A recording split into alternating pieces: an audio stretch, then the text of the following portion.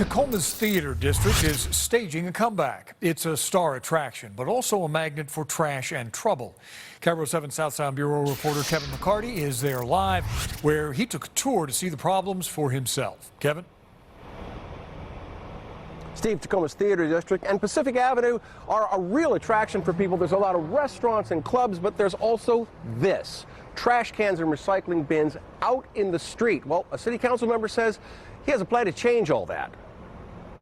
500-gallon trash cans that had stuff brimming over the top. Tacoma City Council member Robert Tom says the city's theater district is one of its premier attractions. But Tom says on a recent visit with friends, what he saw was a mess. So we had a lot of trash like this sitting around. People are going through it. I took a walk through the neighborhood with Tom's today in what he calls a clean and sanitary downtown initiative. Tom's is proposing a focused effort to get rid of what he calls blight.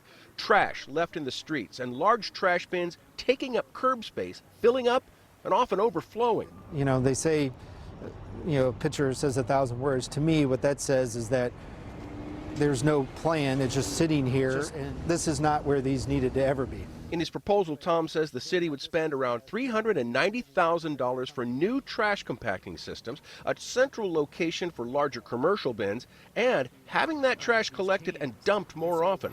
When we looked at how often we were picking the trash up, the intervals of which we were doing it, it wasn't meeting the demand. The plan also targets people loitering or sleeping in doorways and bus stops. Jen DiLoretto, co-owner of DiLoretto's Cafe, says that's a big problem in the neighborhood.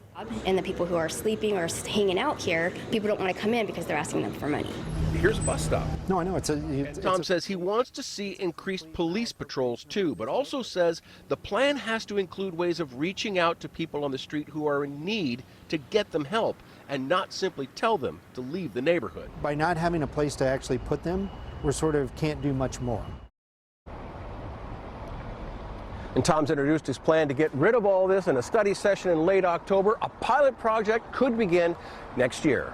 Live in Tacoma, Kevin McCarty, KIRO 7 News.